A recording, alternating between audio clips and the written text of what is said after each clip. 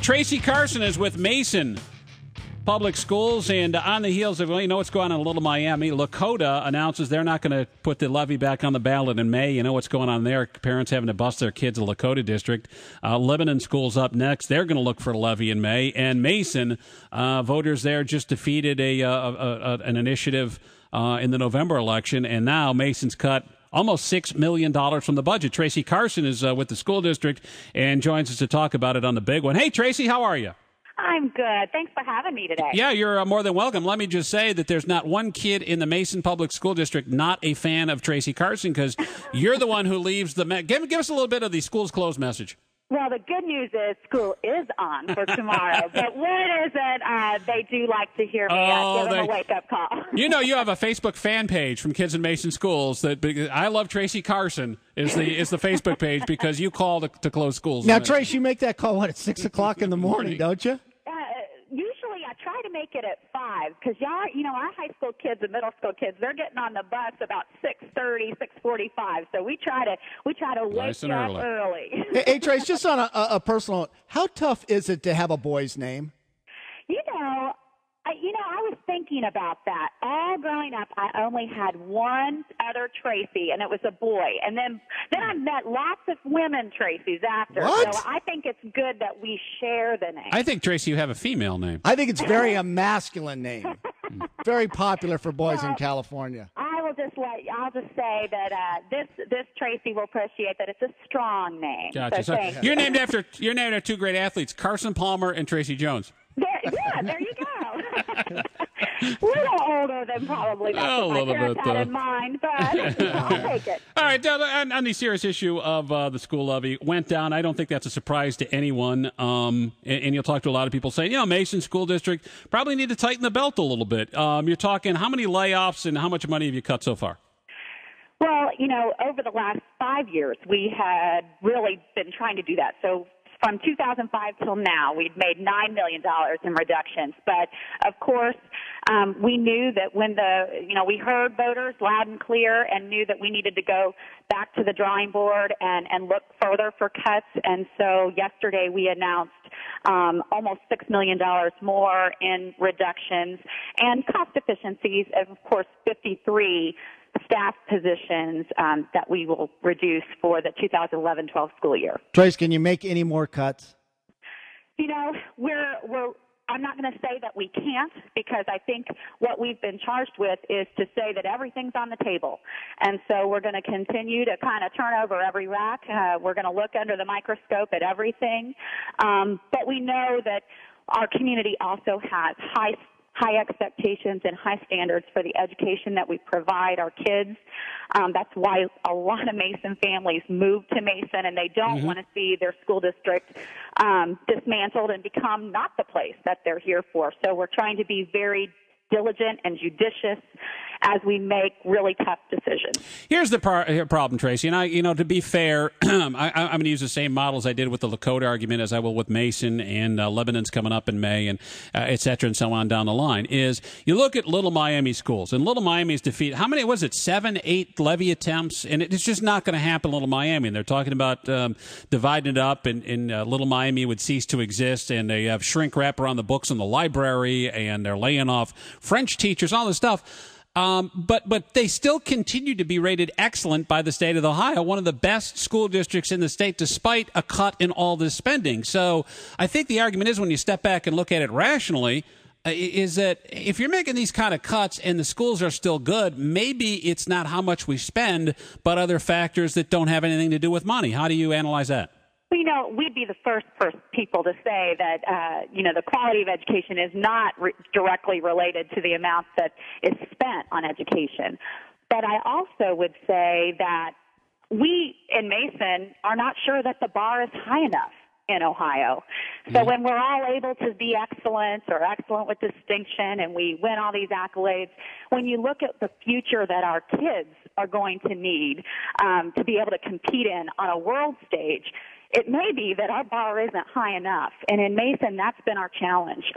We're currently ranked 5th in the state for our academic doing very well, and that's why, like I said, a lot of people live in Mason, pay the taxes because the schools are so good, or it's either that or live in a district, maybe in Cincinnati somewhere that doesn't have as good as schools, and then send them to a Montessori school or a private school. And so, I mean, from a parent's perspective, you're paying either way. Tracy Carson from Mason Public Schools on us on this afternoon on 700 WLW. Tracy, you know how tough it is when you're having the kids pay to play a sporting event. I never thought I would see that in Mason. It's certainly something that we didn't take lightly. But and part of what we looked at when we were making these reductions is we really listened to a lot of community input. And over and over again, that was one of the places that folks who probably don't have a student competing in a sport or playing, or participating in a student activity said, why should I be subsidizing that? So we tried to take a measured approach. We tried to make sure that the fees are reasonable. I have a high school freshman, and I know that for years I've been paying a lot more than $150 for him to participate in youth sports. So I think $100 for a middle school student and $150 for a high school student. We thought that was a reasonable approach that took into consideration those families who don't have students participating, but also that hopefully would not be a hindrance, because we know just how important those student activities and athletics are for a child's. Oh, there's nothing more important than playing sports. It's actually more important than doing your homework. Let me give you one more suggestion as far as paying to play, and this happened in down in Florida. Do parents drive their kids to a sporting event? Maybe save you some money as far as busing the kids to another school. I think that is something that currently we don't do, but like I said, all options are on the table. Of course, we want to make sure that students get to the activity safely. We don't love when we have high school students, and we don't actually even allow that as a policy to let high school students themselves drive them and all their buddies to the game. But we know that we have wonderful families and community, in our community who do want to step up and do want to offer assistance, and we're willing and we want to hear more of those kinds of ideas that can generate, that can keep the kind of opportunities that our students want while reducing our costs. Tracy Carson, Mason Public Schools. I'm looking at the cuts, and maybe I'm just being overly general here, but there were 53 layoffs, right? 53 jobs cut. And that's going to save the school district about $4.668 million. If you do the math, and I'm not a Mason grad, so I may have this wrong, it comes out to about $88,000 per employee. The average salary, I think the median income in Mason is like $65,000. Someone hears that and goes, wait a minute, you mean the average salary for these laid-off employees are $88,000? Well, let's be clear, and you can talk to any of your businesses. Salary is only a percentage of what you pay. You also pay benefits and all of the other things. So most of the time when you're thinking about what your salary is, you're thinking about that's it, just your salary. But we also have other costs that the district pays for, things like health insurance and the like. Will there be concessions made in the future when it comes to future contracts and everything regarding health care benefits and all the perks associated with it? Our staff has partnered with us hand in hand several times over the last 5 years. Our teachers and all of our staff took a 0% cost of living increase. Our administrators took a pay freeze in last year, and 2 years before that took a 0% cost of living increase. Our staff is willing to partner with the community to make sure that we have the kinds of schools that this community has said it in the past that it now, what about, okay, that's the pay freeze. What about step increases? Administrators did take a pay freeze, which includes steps last year. Yeah. Trace, what did you think of Darryl Park's thought of maybe closing the Mason High School? What did you think of that? Well, we'd have a kind of an issue on our hands. I mean, I disagree with that. I disagree. Well, he lives in Anderson. That's what. The 3,200 kids who are in there would certainly, it would be kind of that would be an issue. Right. I think it's a horrible idea. But Trace, kind of wrap it up a little bit, and whether we're talking about the budget, great insight. You got a very difficult job. But talking about the budget, school levies, agree with me, it is what it is? It's the way the system is set up. Schools have to go back and ask for more revenue because that's what the state of Ohio wants local school districts to do. Mm-hmm. I think for the most part, that's been wise advice. It allows people to have an up or down say, but it is increasingly difficult, and certainly no one else has to do that to have kind of just to make sure that they're able to provide their service. No other governmental entity has that same kind of requirement. So it's a challenge for districts, and you're exactly right when you say lots of districts are facing these issues, and we know that, and we're hoping with lots of people to continue to do our very best to reduce our costs. But still, at the bottom line, we're charged with educating, over 10,000 students every day. We want to do our very best to make sure that they have the very best education possible. Tracy, appreciate the time. Thanks again.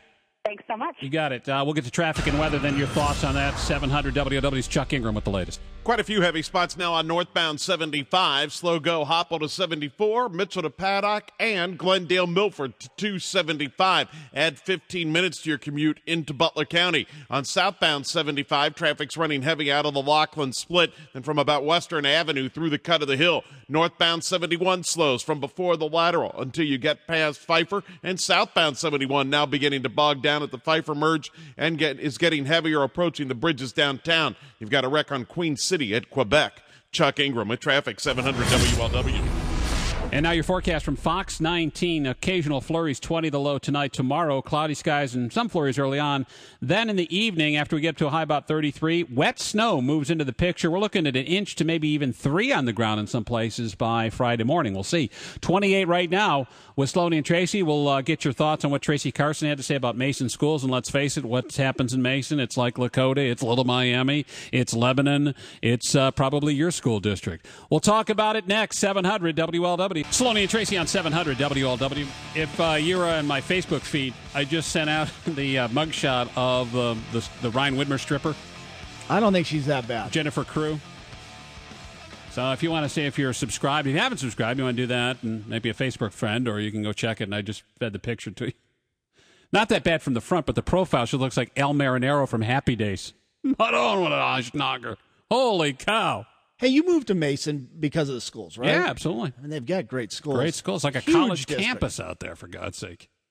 Pretty big. But I look at Little Miami as a taxpayer, and if you live in Lakota, Lebanon, other areas where the school levy issues are coming up or have been shot down, look at Little Miami and go, well, they're cutting to the bone there. They're laying teachers off, but they continue to be rated excellent. And I know it is. Well, what are you going to wait until the schools fail before you pass a levy? Well, if you turn around and you pass a levy, how long is it going to take for the schools to move back up? I contend that not much emphasis is put on what happens in that home when the kids are away from school. If the mom and dad value education, make sure the homework and assignments get done, they show up to the parent-teacher meetings, and not enough credit is given to the parents for the success of these schools. It's not all about the money. But you disagree with Darrell about shutting Mason High School down. At least till my kids get And in all fairness, he also wants to shut down Anderson as well. He wants all schools shut down. Everyone should homeschool. Calls them a bunch of little brats. He's a bitter guy.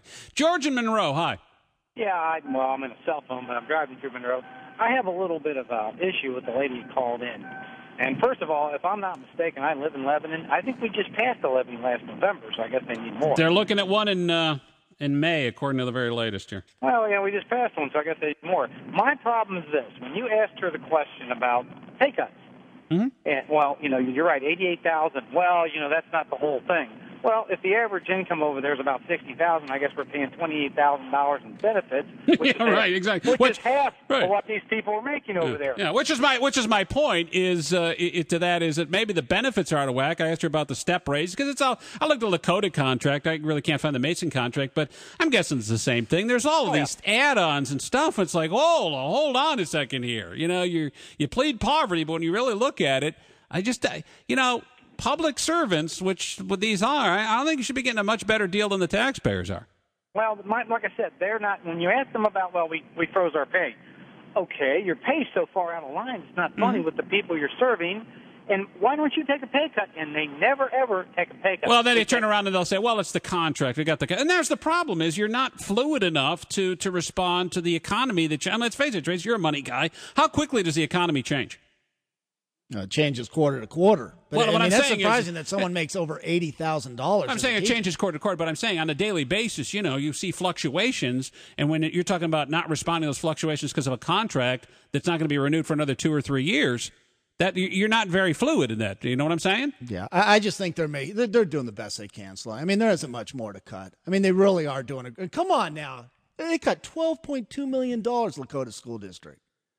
I mean, they saved 2.3 on the and we'll on the see bus. what happens when it man. comes to the testing scores. Traffic and weather news is next, plus SEG 700.